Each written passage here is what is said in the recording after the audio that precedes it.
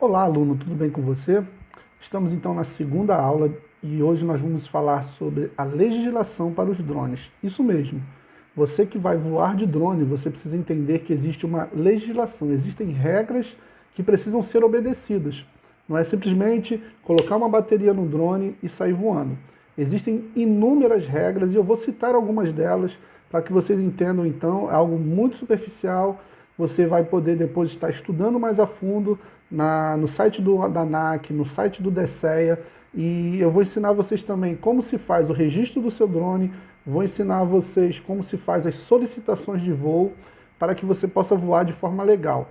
Lembrando que com o seu drone você deve sempre estar com o manual de instruções, o certificado do seu drone e a sua documentação comprobatória, que é você, né?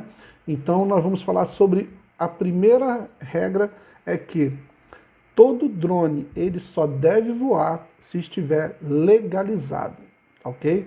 Não adianta querer passar por cima da regra, porque em alguns estados ainda não há uma cobrança rígida com relação a isso. Mas se você for voar no Rio de Janeiro, São Paulo, Minas Gerais, Bahia, você vai ter grandes problemas. Inclusive, existem operações de voo que são ilegais, que nós não devemos fazer, que nós devemos ter um controle maior sobre essas operações para que então possamos fazer um voo dentro da lei e não tenhamos nenhum problema.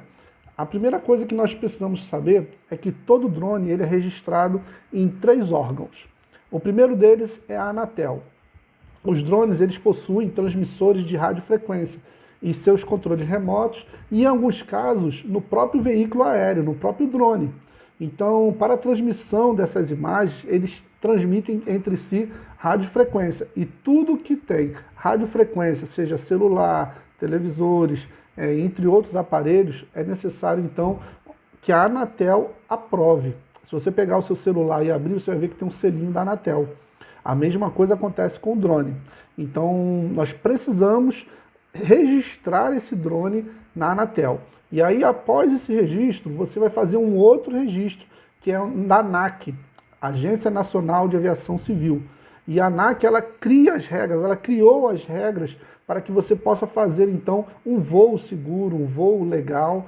E, como eu já falei antes aqui, ela cria regras para as aeronaves não tripuladas e mantém o cadastro e a quantidade de drones que são registrados no país. Lembrando que ela é periódica, de tempos em tempos você precisa registrá-lo novamente, tá ok? E por último, e não menos importante, você deve fazer o seu registro de voo no site do DSEA, no aplicativo chamado SARPAS.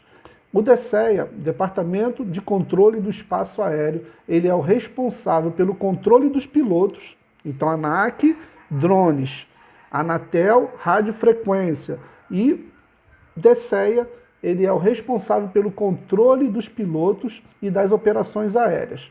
É necessário, então, um registro e uma autorização de voo para que você possa proceder de forma legal. E, além do mais, respeitar todas as regras vigentes do nosso país. Após a sua autorização de voo, após o seu registro de voo, após tudo isso, então você pode fazer a solicitação de voo no SARPAS. E é exatamente isso que nós vamos estar mostrando para vocês. Mas antes de tudo, eu queria falar sobre a classificação dos drones. Quando você vai registrar um drone, quando você vai ter operações aéreas, você precisa saber em qual classificação o seu drone se encontra. As aeronaves remotamente pilotadas, ou conhecidas como RPA, elas estão divididas em 3 classes, de acordo com o peso máximo de decolagem, no qual deve ser considerado os pesos da bateria ou combustível do equipamento e de carga eventualmente transportada. A classificação é aplicável apenas para as RPAs e não para os aeromodelos. Ou seja, nós temos a primeira, que é a classe 1, que é o peso máximo de decolagem maior do que 150 kg. O peso 2, ou classe 2, melhor dizendo, que é o peso máximo de decolagem maior que 25 kg e até 150 kg. E o classe 3, que é grande parte dos nossos drones, que são para hobby, uso para fazer filmagens de programas de TV e tudo, eles geralmente estão nessa classe aqui, que é a classe 3, que é o peso máximo de decolagem até 25 kg.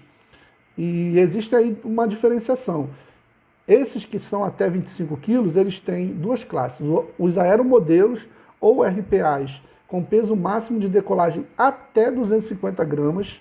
Veja bem que o que está dizendo é peso máximo de decolagem, ou seja, a capacidade de carga que esse drone suporta. Nós já falamos que o Mavic Mini ele pesa 249 gramas. A DJI, quando fez esse drone, ela fez exatamente com essa intenção, de que ele não precisasse homologar na maioria dos países europeus. Se você for voar na maioria dos países europeus, o seu drone ele não vai precisar de um registro. Mas no Brasil, a regra é diferente. Aqui se fala em peso de decolagem, ou seja, é o peso do drone, mais a bateria e mais objetos que ele possa suportar, que ele possa carregar. E no caso, o Mavic Mini, de 249 gramas, ele tem, teoricamente, uma capacidade de transporte de 40 gramas, ou seja, ele passa de 250 gramas, por isso que nós, como na primeira aula falamos, ele precisa também ser registrado para ter uma homologação e poder operar normalmente, tá ok? Então, com peso máximo de decolagem maior do que 250 até 25 quilos, então esse drone se encontra na classe 3, que é a nossa classe, é a classe onde nós operamos com os nossos drones. Agora, aqueles drones modelo militar, de uso agrícola, que pesa mais de 25 quilos, aí eles já entram nas outras classes, pode ser a classe 2 ou a classe 1, dependendo do peso de decolagem, aquilo que ele pode suportar. Então, essas são as classificações de drones que nós temos no nosso país. Bom, também eu vou passar para vocês de forma muito rápida, porque na próxima aula aí nós vamos nos aprofundar nessa aula falando sobre os registros. Eu vou mostrar para vocês agora aqui o sistema ANAC, no site anac.gov/cisante, e vou mostrar para vocês agora, aqui vocês fazem o registro do drone de vocês. Vocês vão criar um usuário, uma senha, vão colocar esse código de segurança abaixo e colocar em entrar. Quando vocês clicarem, vocês vão ter todos os registros dos drones de vocês ali. Eu vou mostrar para vocês aqui, por exemplo, eu tenho aqui 2 drones registrados. Eu tenho o PR, olha só, dados incluídos com sucesso. As aeronaves cadastradas estão aptas a serem utilizadas de acordo com as premissas acordadas no termo de responsabilidade. A PR 950279711, ela é para uso recreativo, por isso está aqui, ó, PR. Eu sou um piloto recreativo nesse caso, eu sou um piloto recreativo nesse outro caso. E esse drone meu aqui é um DJI Spark, ele pesa aproximadamente 300 gramas e a data de validade até 17/2/2020. Ou seja, esse drone aqui eu tenho que fazer a atualização. Por que eu não fiz essa atualização? Porque eu vou deixar para fazer com vocês, para mostrar exatamente como funciona a revalidação do seu drone, tá ok? Por isso eu deixei ele dessa condição aqui. E eu também não estou utilizando ele no momento. O PR 950279712 é o Mavic Pro. Ele pesa aproximadamente 1 kg e ele está com a validade até 4/6/2021. Então ele está dentro da validade, eu posso operar com ele tranquilamente, normalmente. Uma outra coisa que vocês podem perceber também é o sistema DCEA, estão vendo aqui? Então você vai cadastrar o seu nome aqui, o seu piloto, seu e-mail e tudo, você vai fazer um cadastro, você vai ter uma senha e você vai um código de segurança aqui para que você possa então efetuar a sua entrada no sistema. Depois de você entrar nesse sistema, vai abrir essa tela aqui, aonde você vai ter menu, e aí tem o início, voos, aeronaves, compartilhamento, cadastro e sair.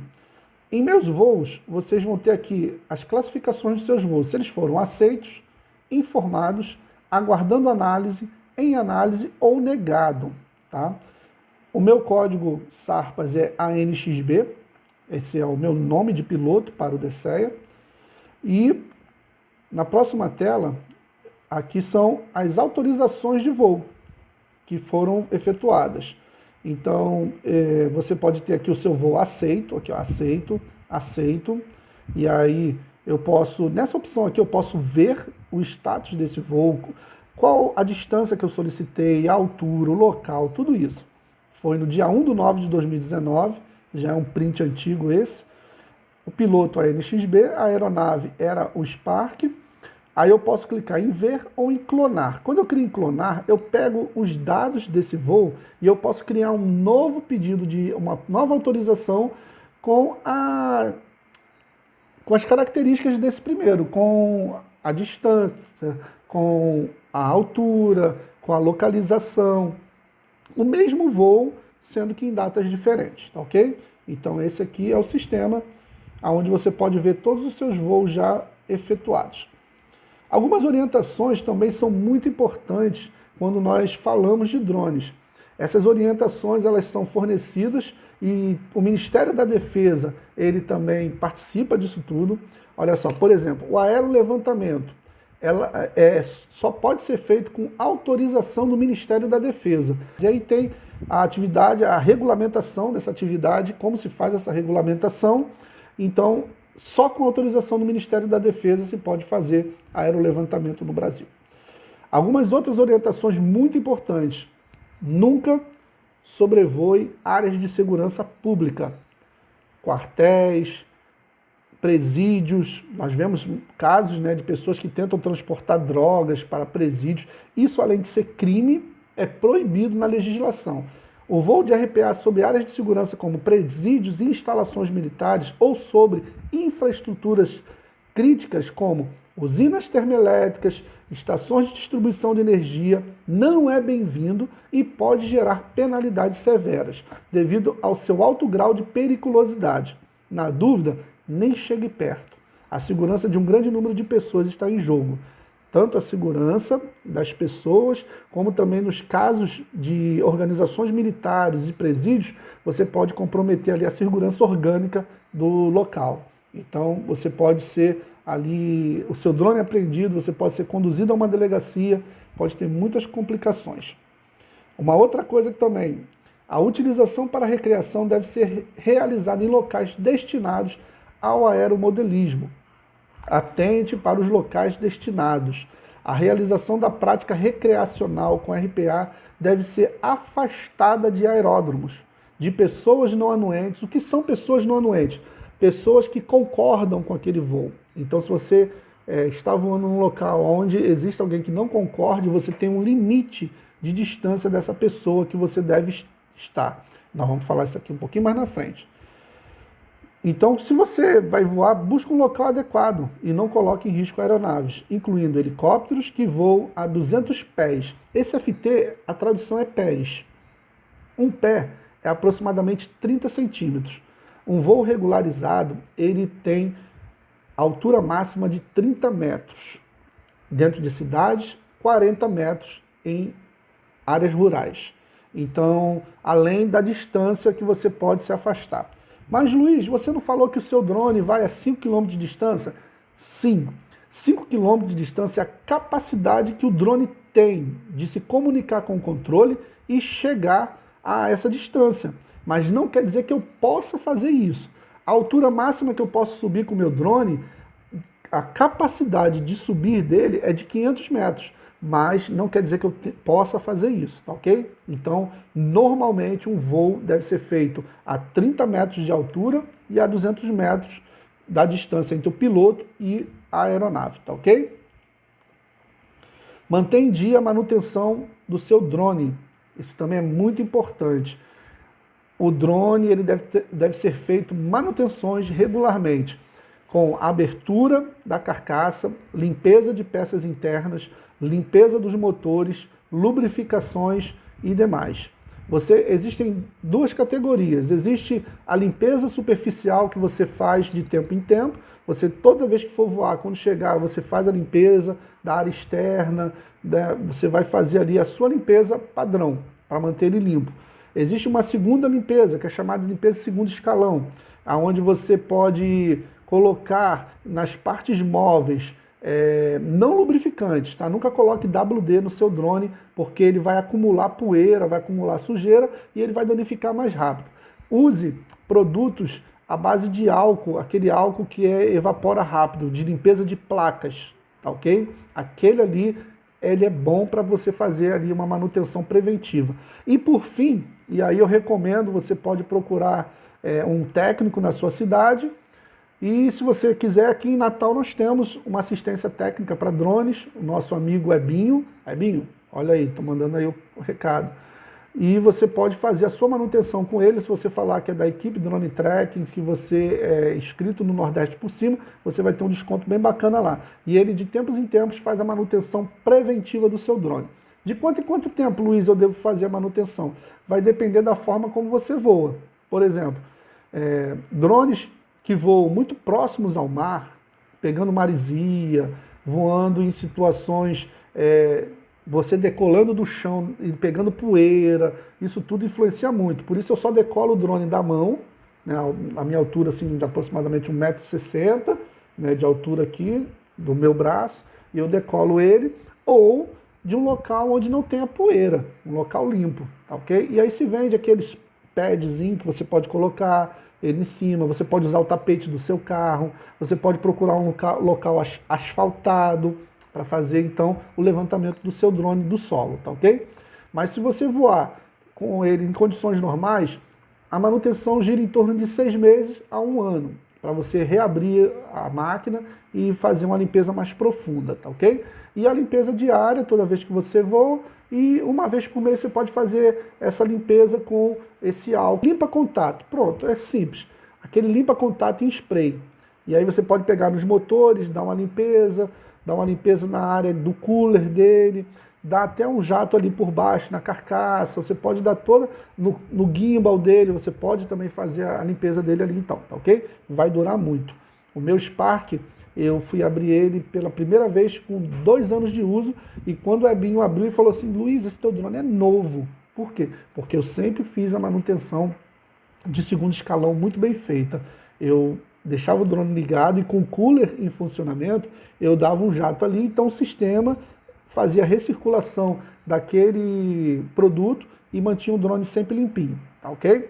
Isso aí é manutenção preventiva, como você faz no seu carro, faz na sua moto, o drone também faz esse tipo de manutenção.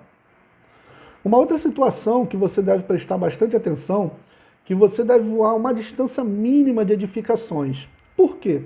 O drone ele pode perder contato com o controle a qualquer momento. E você precisa de um time, de um tempo de distância, de reação, para que você possa não se chocar com edifícios, por exemplo, um prédio, você voar a menos de 30 metros, se ocorrer algum problema, ele pode se chocar então com aquele edifício, com aquela instalação, e você, além de danificar o seu drone, você pode causar um dano ao patrimônio público ou privado, que seja. Então, evite voar próximos de edificações, voe a pelo menos 30 metros.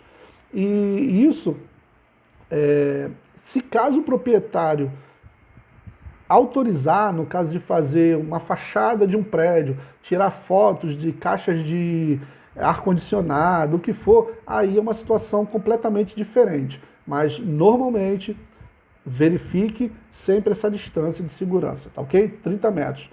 Porém, com a anuência do proprietário, é possível, então, voar uma distância menor em casos específicos, ok? A regra não é cerrada. Muito importante, anote no seu caderno, não deixe isso passar em branco. Planeje os voos para serem realizados até 100 pés de altura. Como eu falei para vocês, um pé é aproximadamente 30 centímetros. Então, quando você está voando a 100 pés de altura, você está voando aproximadamente a 30 metros, tá ok? Essa é a legislação, que diz a legislação. Luiz, você faz isso? Nem sempre a gente segue essa risca, porque muitas vezes a gente precisa pegar um objeto e aí a gente usa um princípio chamado de princípio da sombra. Se você vai tirar foto de um prédio e esse prédio tem 60 metros, eu não vou tirar a foto a 30 metros. Eu tenho o princípio da sombra, eu posso subir um pouco mais. A regra diz que é cerca de 5 metros o princípio da sombra, porque helicópteros não vão passar ali, ok? Então eu posso subir um pouco mais e tirar a foto então do objeto que eu vou fotografar 5 metros além da sua altura máxima, contando torre, contando aquelas iluminações para helicópteros, você pode subir ali a um pouco mais ainda, a 5 metros, tá ok? A 30 metros é o voo autorizado de drones, a 60 metros são os voos de helicópteros, sabendo que helicópteros da polícia podem voar a altitudes menores, dependendo da operação. Então sempre fique atento a tudo que está à sua volta.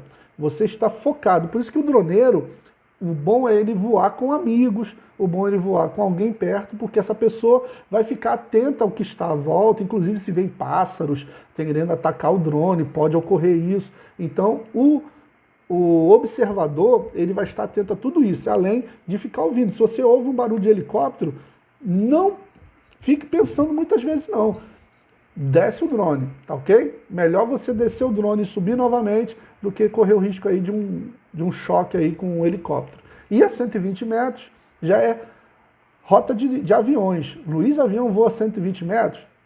Quando ele está decolando e pousando, existe uma cabeceira de pista. O que é essa cabeceira de pista? É uma linha que o drone não pode entrar. Por quê? Porque naquela linha é exatamente a rota, como se fosse a estrada do avião. O drone, se ele estiver aqui, o que pode acontecer? O avião se chocar, o drone entrar numa turbina e causar um acidente aeronáutico. Então, os nossos drones, eles têm um mecanismo de defesa que, quando você se aproxima da cabeceira de pista de aviões, ele avisa, e você não pode voar a mais de 150 metros, ele coloca essa limitação. E quando você chega mais próximo do aeroporto, nem ligar os motores ele liga, tá ok? Então já é uma proteção a mais, mas você deve estar ciente, porque existem drones que não têm essa utilidade, não tem essa aplicação, não tem esse aplicativo instalado. Então eles decolam e aí você pode causar um acidente aeronáutico. Uma outra coisa também muito importante, procure fazer seus voos sempre de dia, né?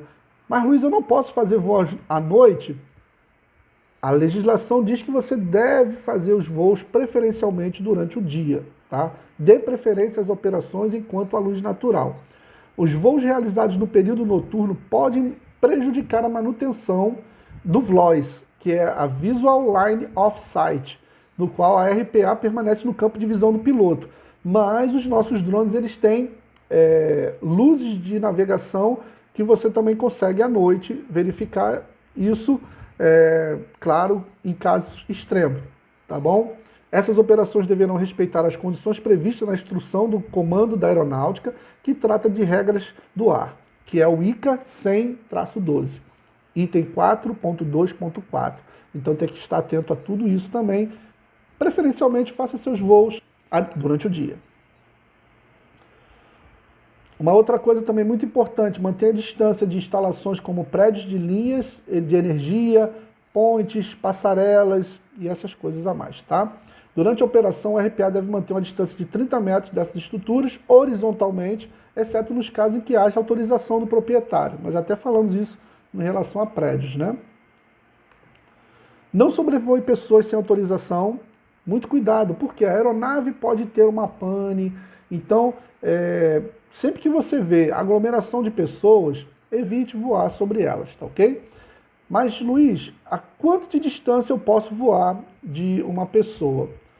30 metros, horizontal, tá ok? Então, se você vai filmar uma praia, as pessoas estão na faixa de areia, você vai filmar onde? Dentro do mar, pegando as pessoas, filmando o mar, o que for, não sobrevoando essas pessoas. É uma condição de segurança que você pode ter, porque caso o teu drone tenha algum problema, você tem tempo hábil de fazer a mudança. Por quê?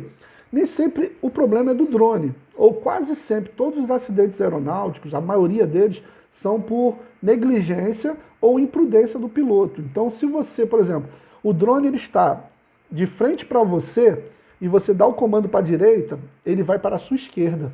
Se você dá o comando para a esquerda, ele vai para a sua direita. Se ele está virado com a câmera voltada para a sua frente, então ele segue a regra normal. Como se você estivesse aqui, direita, direita, esquerda, esquerda, frente, frente, trás, trás. Se você vira o drone para você, os comandos se invertem. Se você der para frente, ele vai vir na sua direção. Se você der para trás, ele vai se afastar. Se você der o comando no controle para a direita, ele vai para a sua esquerda.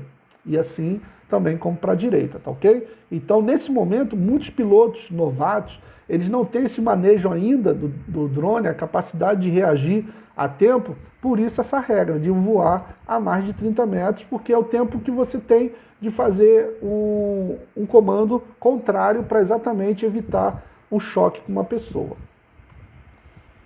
Não voe próximos de aeroportos e heliportos, isso é muito importante.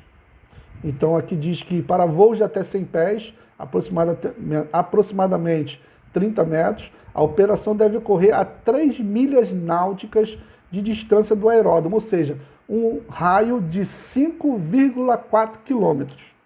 Para voo entre 100 e 400 pés, ou seja, de 30 a 120 metros, a operação deve ocorrer a 5 milhas náuticas de distância do aeródromo, ou seja, aproximadamente 9 quilômetros de um aeroporto. Operações próximas a aeródromos podem ser solicitadas pelos SARPAS, mas depende da emissão de NOTAM, que é um informe à comunidade aeronáutica, ou seja, a comunidade aeronáutica vai saber que vai existir um drone naquele momento, naquela hora, naquele período de hora, sobrevoando aquela área, tá ok? Então é um voo atípico, aí tem que ter uma autorização. No mais, a gente faz uma comunicação de voo, quando não há riscos. Uma outra coisa também, mantenha sempre o seu drone no seu campo de visão, né? Porque dê preferência a operações VLOS e sempre voe durante o dia, nós já falamos sobre isso, porque você tem que estar sempre de olho no seu drone, tá ok? Bom, por hoje é só. Eu espero que você tenha gostado do conteúdo, eu espero que tenha esclarecido. Procure um pouco mais, entre no site da ANAC, entre no site do DCEA, se informe melhor sobre as regras, tudo aquilo que você pode e não pode fazer durante uma operação aérea. No mais, eu desejo uma boa aula para você, um bom curso, que você continue nos acompanhando e que você possa ter aí o seu drone em breve, ou você que tem possa voar cada vez melhor, ok? Até a próxima aula, aula 3, vamos falar sobre algumas orientações de voo e vamos dando continuidade ao nosso curso.